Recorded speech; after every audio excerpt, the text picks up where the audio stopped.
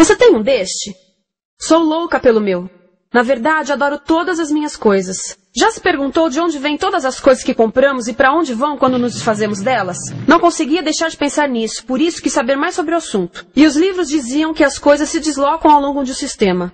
Da extração para a produção, para a distribuição, para o consumo e para o tratamento de lixo. Isso tudo se chama a economia de materiais. Bem, estudei um pouco mais. Eu passei 10 anos viajando pelo mundo, atrás de pistas de onde vêm as nossas coisas e para onde vão. E sabe o que eu descobri?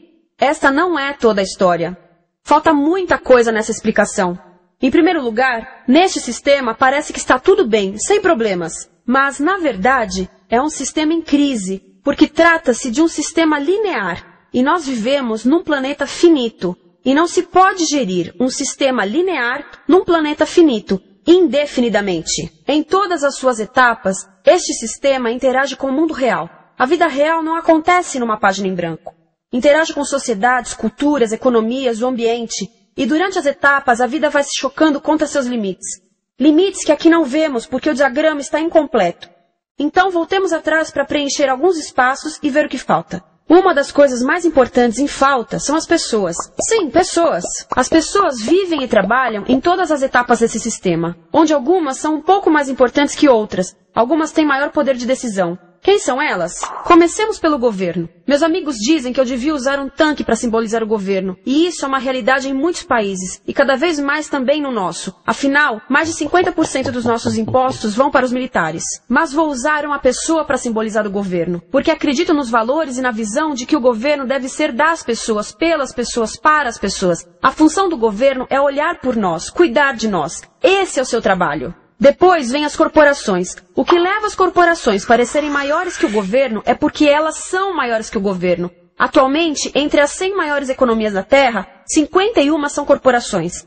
À medida que as corporações foram crescendo, em tamanho e poder, assistimos a uma pequena mudança no governo, como se estivessem mais preocupados com o bem-estar deles do que com o nosso. Muito bem, então vejamos o que mais falta nessa imagem. Começaremos pela extração, que é uma palavra pomposa para exploração de recursos naturais, que por sua vez é uma palavra pomposa para destruir o planeta. A verdade é que cortamos as árvores, arrebentamos as montanhas para extrair os metais, consumimos toda a água e exterminamos os animais. Aqui enfrentamos o nosso primeiro limite. Estamos ficando sem recursos naturais. Estamos utilizando demasiados materiais. Sei que isto pode ser difícil de ouvir, mas é a verdade. Por isso temos que lidar com isso. Durante apenas as 3 últimas décadas, foram consumidos 33% dos recursos naturais do planeta. Desapareceram.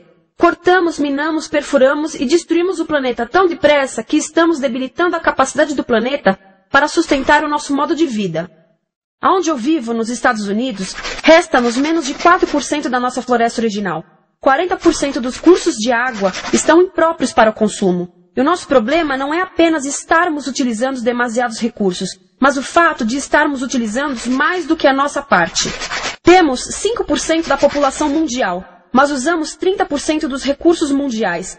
Se todos consumissem ao ritmo dos Estados Unidos, precisaríamos de 3 a 5 planetas. E sabem uma coisa? Só temos um. Então, a resposta do meu país a essa limitação é simplesmente ir tomar dos outros. Este é o terceiro mundo, que alguém dirá tratar-se apenas de uma expressão para designar o local para onde foram as nossas matérias-primas. E o que é que acontece? A mesma coisa, destruição do local. 75% das zonas de pesca do planeta estão sendo exploradas ao máximo ou além da sua capacidade. Desapareceram 80% das florestas originais do planeta. Só na Amazônia perdemos 2.000 árvores por minuto, o equivalente a um campo de futebol por minuto. Então, e as pessoas que vivem aqui? Bem, de acordo com esses sujeitos, eles não são donos desses recursos, mesmo que vivam lá há gerações. Não são donos dos meios de produção, nem compram muitas coisas. Nesse sistema, quem não possui nem compra muitas coisas não tem valor.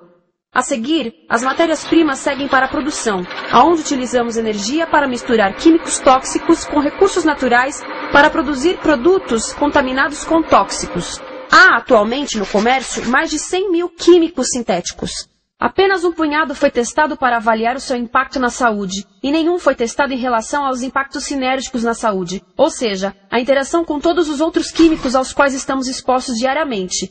Por isso, desconhecemos o impacto total deles na saúde e no ambiente. Mas sabemos uma coisa: os tóxicos entram e saem. Enquanto continuarmos a introduzi-los nos nossos sistemas de produção industrial, continuaremos a inserir esses tóxicos nos produtos que levamos para nossas casas, trabalho e escolas, e claro, para nossos corpos. Como os BFRs, ou retardantes de incêndio à base de brometo, que tornam as coisas mais resistentes ao fogo, mas são super tóxicos.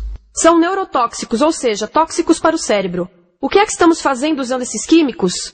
Apesar disso, os usamos em nossos computadores, eletrodomésticos, sofás, colchões e até alguns travesseiros. Sim, pegamos nossos travesseiros, os revestimos com neurotoxinas, levamos para casa e dormimos por 8 horas com eles. Não sei, mas acho que num país com tanto potencial, poderíamos ter uma maneira melhor de evitar que as cabeças peguem fogo à noite. Sabia que essas toxinas vão se acumulando ao longo da cadeia alimentar e se concentram nos nossos corpos? Sabe qual é o alimento do topo da cadeia alimentar com o nível mais elevado de químicos tóxicos? O leite materno. Isto significa que os menores membros das nossas sociedades, os nossos bebês, recebem as maiores doses de químicos tóxicos das suas vidas a partir do leite das suas mães. Não acha que é uma incrível violação? A amamentação deveria ser o mais importante ato humano de nutrição. Deveria ser algo sagrado e seguro. A amamentação continua a ser o melhor e as mães devem amamentar, mas nós deveríamos proteger esse ato. Eles deviam protegê-lo. Eu pensava que zelavam pelos nossos interesses. As pessoas que mais sofrem com esses produtos químicos são os trabalhadores das fábricas. Muitos são mulheres em idade reprodutiva que trabalham com toxinas que afetam a gestação, carcinogênicos e muito mais. Agora eu pergunto, que tipo de mulher em idade reprodutiva trabalharia num emprego deste, exposta a estas toxinas, a não ser uma mulher sem outra alternativa? Essa é uma das maravilhas desse sistema. A erosão dos ecossistemas e economias locais aqui garante um fluxo constante de pessoas sem alternativas. No mundo, há 200 mil pessoas por dia se deslocando de ambientes que as sustentaram ao longo de gerações para cidades, onde muitas vivem em bairros de lata, à procura de emprego, por mais tóxico que seja. Não só os recursos são desperdiçados ao longo desse sistema, mas também pessoas, comunidades inteiras são desfeitas. Sim, as toxinas entram e saem. Muitas delas saem das fábricas em produtos, e muitas mais saem como subprodutos, ou poluição. E estamos falando de muita poluição.